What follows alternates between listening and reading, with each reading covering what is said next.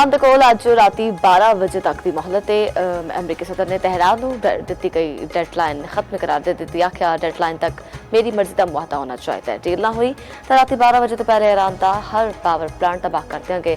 एक रात के अंदर ईरान को तबाह कर दिता जाएगा। व्हाइट हाउस में फौजी हुकाम के नाल न्यूज़ कॉन्फ्रेंस करते हुए आख्या जो ईरान में इंफ्रास्ट्रक्चर तबाह किया तो उन्होंने बहाली में 100 साल लगनगे, जबकि गाल वाली पोस्टर उत्ते कोई शर्मिंदगी नहीं तो ना ही परवाह।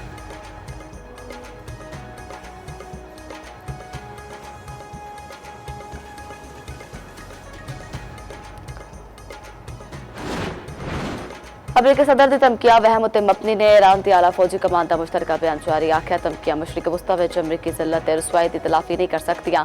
ईरानी अवाम बिजली घरां ते इंसानी जंजीरा बना के अमरीकी सदर दीयां धमकियां का जवाब देन। ईरानी नायब वजीर खेल दी शहरियां दे कोलों अपील। पाकिस्तानी वेले के मुताबिक 3:30 बजे जमा होने का ऐलान।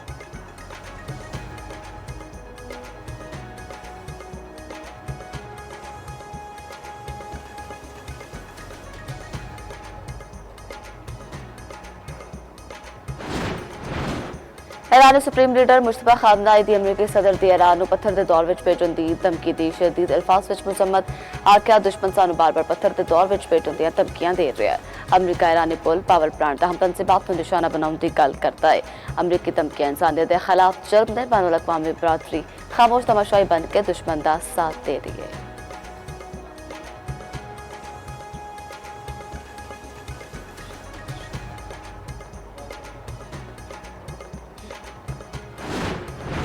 पंजाब हुकूमत का 17 अजला में मुफ्त ट्रांसपोर्ट चलाने का फैसला। वज़ीर आला पंजाब मरीम नवाज की ज़ेर सदारत इजलास विच अवामी रलिफ के इकदाम।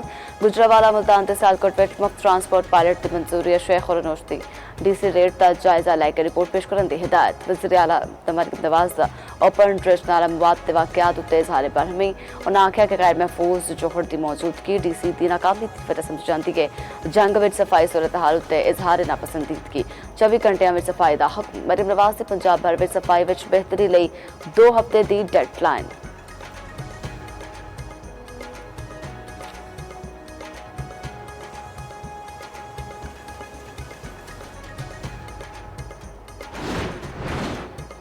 पेट्रोल पंपों उत्ते डिजिटल फ्यूल मैनेजमेंट सिस्टम नाफिज करने का फैसला। शहरियां नूं ज़ाती गड्डियां लई पेट्रोल का कोटा मुकर्रर किया जाएगा। वजारत IT ने मोबाइल फोन उत्ते फ्यूल मैनेजमेंट लई तैयार की गई ऐप की टेस्टिंग मुकम्मल कर ली।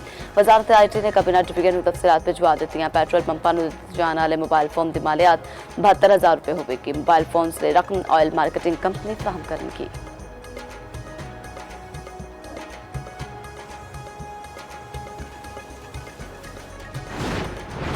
पंजाब के मुख्तलिफ शहरों में कालियां कटावां जम के वसन लग गई। लाहौर के मुख्तलिफ इलाकों में बूंदाबांदी नाल मौसम खुशगवार।